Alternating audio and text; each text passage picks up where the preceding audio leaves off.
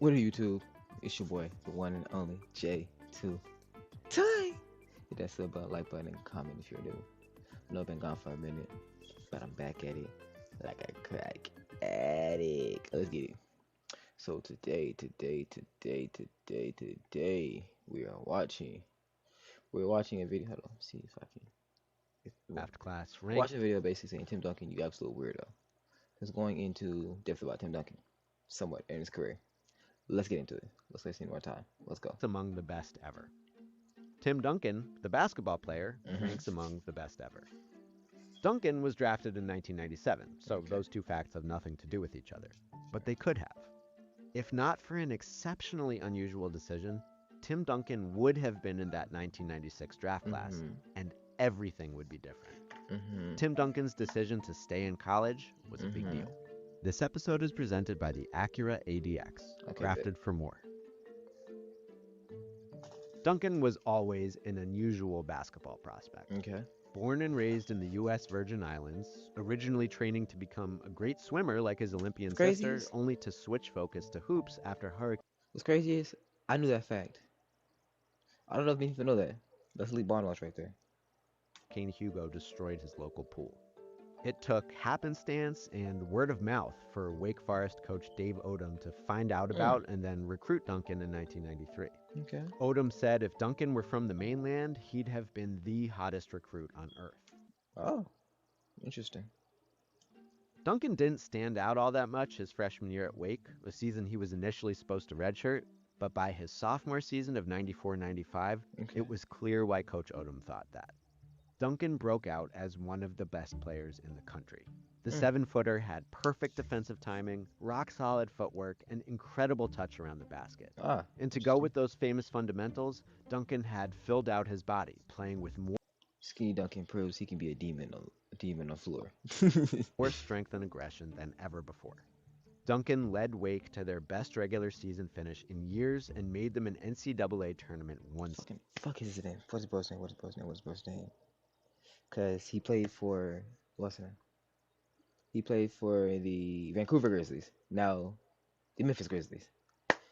I forgot his name. What is his name? What is his name? He went by Big Country. Big Country. What's his name? Big Country is his name. I forgot his The actual Demon name. Deacons fell in the Sweet 16 against Bryant Big Country Reeves Yep, in Oklahoma Brian Reeves, State, Big Country. but There we go. Duncan's There it numbers is. from that game are obscene. He outplayed one of the best God damn. 22 boards, 12, 8, and 22.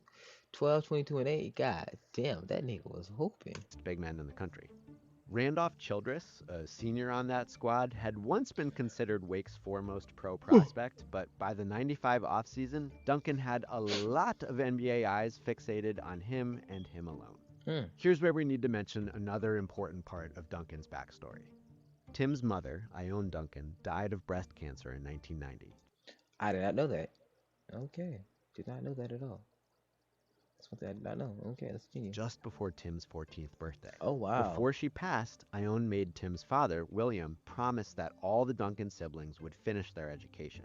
Okay. People knew this about Tim, but it wasn't really relevant until that sophomore season when everyone realized that Duncan had huge pro potential. That realization arrived at a critical juncture in draft history. Prior to that point, the NBA draft was typically, at one time explicitly, a place for college upperclassmen to join the league. Even decades after Spencer Haywood took the NBA to the Supreme Court, most draft classes included only a few underclassmen. Gotcha. Until 95. 95 was a pivotal draft. A bunch of sophomores declared, and they would end up becoming the top 4 picks. Number 5 was a high schooler. She turned out okay. KG. Among all these hotshot underclassmen entering the draft, most of them big men, some NBA officials considered this hotshot underclassman big man the best of the best. The best of the best. It turns out they were correct. That's right. People thought Duncan could have been the top pick in the 1995 draft, and that's not even the draft we're here to talk about. In any event, Duncan did not bite. He returned to Wake for his junior season. And that season was even better. Tim's numbers remained superb, and the Demon Deacons made it all the way to the Elite Eight. Deacons. Tim struggled in Wake's bruising elimination loss to Kentucky, but NBA people looked past that. Duncan remained a coveted prospect. And Okay. again, this was not for lack of competition from his peers. True, If true, true. 95 was the year underclassmen flooded the draft, 96 cemented the trend. That whole spring, colleges all over the country were mired in a Reality, game of will he stay or will he go with their best players. Marbury, Almost all the big names decided to go. Iverson. One Iverson after with the another, fade, they not the threw their braids. names into the draft. Juniors, sophomores, freshmen, Okay. quite a few That of them can would be. go on to greatness. Okay, okay. And another straight to the pros high schooler turned out pretty well Kobe, too. the bean. Hindsight helps Right. emphasize the That's my excellence of that 96 draft class, but even at the time, you could tell it was stacked. And then there was Tim. Duncan's junior season ended with that Kentucky loss on March uh, 23rd. He had from then that was a until few days mid ago, May actually. to mull the same decisions so many others were facing stay or go. Ad. Fucking sponsor ads. There. Sponsor ad. Guys, get this. Watch this. Acura, proud partner of Team USA. It's a sponsor ad. Duncan's version Okay. of the choice looked particularly straightforward. Just like 95, Duncan remained near the top of most draft boards, Excuse me. perhaps even number one overall. Okay. Nearly anyone in his shoes would turn pro without a second thought. Facts. They would need the money, want to go pro, want to play pro, want to be a pro. Let's go. Mindset. But just like 95, people knew he had a unique set of priorities, and Duncan made it clear he was not going to make a quick decision. True. So, even though this seemed like an obvious If Tim call to stays, everyone if else, Tim goes. let's run through both sides for Tim's sake. Okay. First, the obvious downsides of staying in college. In terms of future earnings, there was basically nothing to gain but so much to lose. Yeah, Duncan true. could play worse, his team could Yeah, falter, he could yeah, get hurt, he could yeah. have any number of strange things happen that might make him not the number one pick in 1997. Yeah. To assume that risk and forestall a guaranteed NBA paycheck again, basically nobody would choose that, let alone a projected top pick.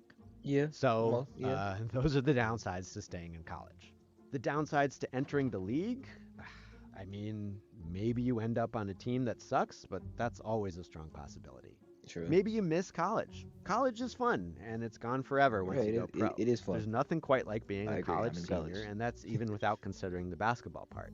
If Duncan left school after his junior season, he would lock in his college legacy as a great player who did not win big.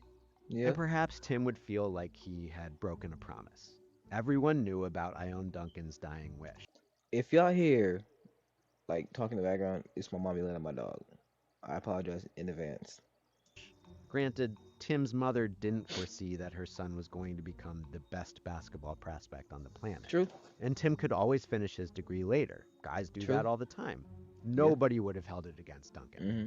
Oh, I forgot I was supposed to be talking about the downsides of entering the draft. Yeah. There just weren't a lot of downsides. It was an obvious choice. Yeah. But we already knew Tim Duncan was a different kind of dude. He had made the Different. unorthodox decision regarding the 1995 draft, and he dragged this 96 decision out until the last second. When reporters pressed him on the issue, he got a little There you go. ornery and then stopped speaking to media at all. Damn. Say I'm not fuck with you niggas. I'm not speaking to you niggas. We're not talking. No, no, no. No contact. So for over a month, the news cycle was just speculation, Speculation. tidbits of Upon speculation, context, upon and the speculation. word of Coach Odom, who was pondering his own future. Mm. People speculated about Duncan's peculiar motivations. Maybe he felt less financial pressure than others. Maybe he Yeah. felt less pressure to escape the classroom. People saw that Duncan wasn't just getting a degree to say he did, but earnestly wanted to complete his undergraduate psychology major. Which is Maybe understandable. Tim saw Really that the understandable. prior class of early entrants were having a less than perfect time in the NBA. I don't know. This sounds pretty patronizing. Coach Odom, who eventually signed his own extension, was the best source of intel for a while. Okay, okay. He felt like Tim was going to stay because Tim expressed a lot of interest in the 96-97 Deacons roster. Why would he care so much if he was going to leave? But at the same True. time, the incentives to leave became clearer. On the college side of things, Wake's big man of the future had arrived. Mm. Warren Woods really didn't want people calling him the next Tim Duncan. That's not fair. But he was clearly set up to be Duncan's replacement. Some Ah. seniors might rather leave than stick around to mentor their replacement.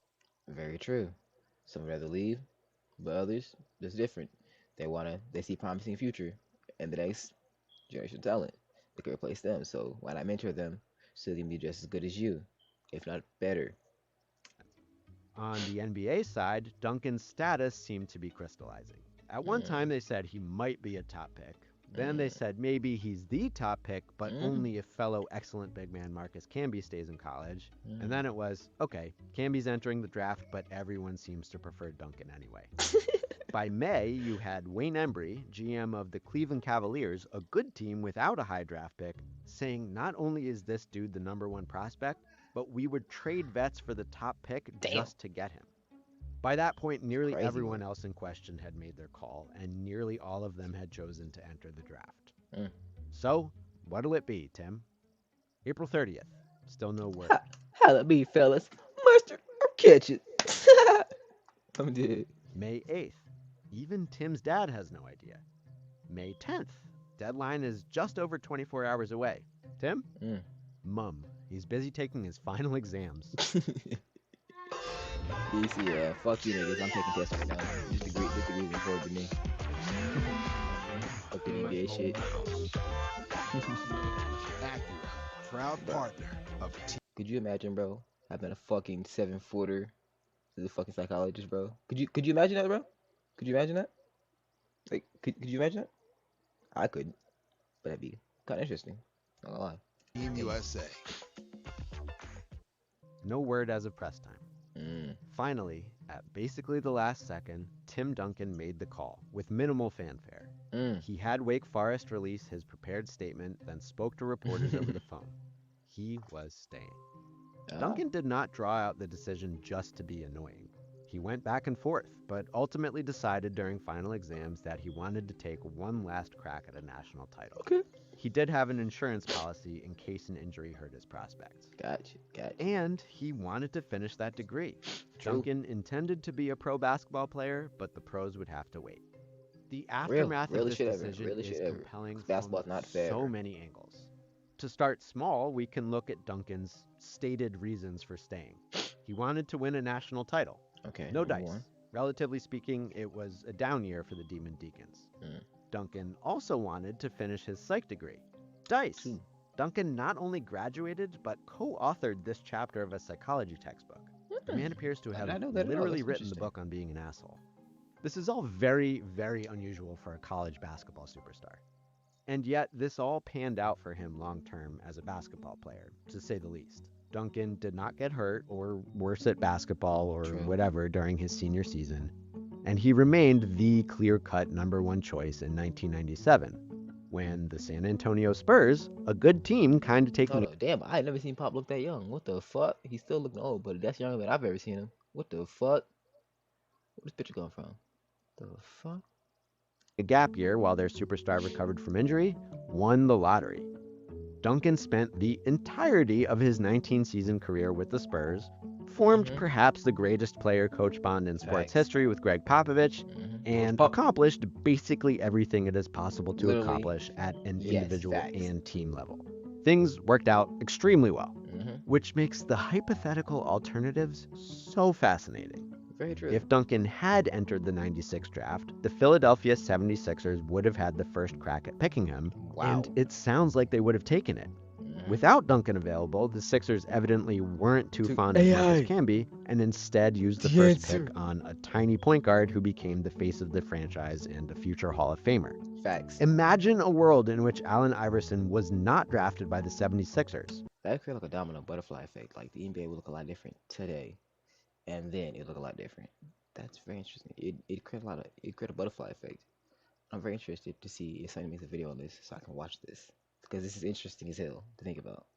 Imagine if he started his career in, I don't know, Toronto, Vancouver, Milwaukee, or if he got paired with Kevin Garnett in Minnesota instead of Stephon Marbury. It'd be nice. Imagine how that might have rippled into the Nasty. rest of the draft. Facts. Maybe Marbury and Ray Allen wouldn't have been traded for each other. Mhm. What about Antoine Walker, Steve Nash, Mm. Peja? Would the Lakers have been able to trade for Kobe? Mm. The hypothetical butterfly effect of Tim Duncan just acting normal is wild.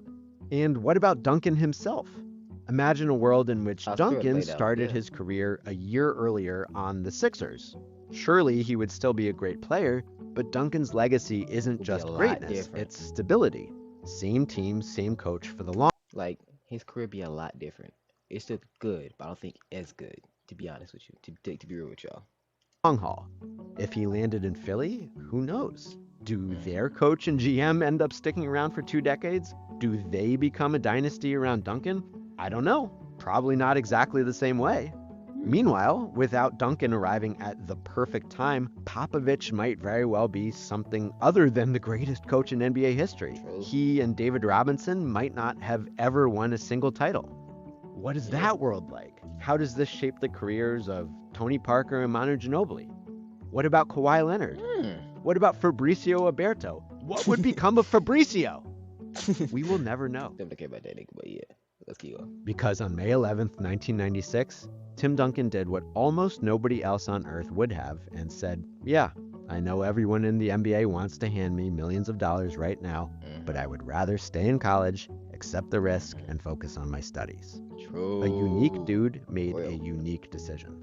All the ripple effects and hypotheticals are for the rest of us to worry about. Very, very interesting to think For about. Tim, a big deal decision worked out perfectly. Facts. This is why it's important, y'all, to think out all the variables. Think about decisions before you make it.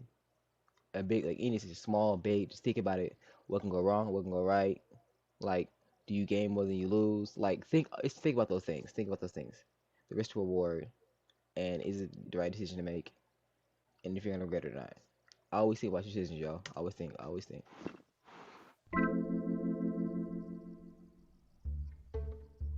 Thank you so much for watching.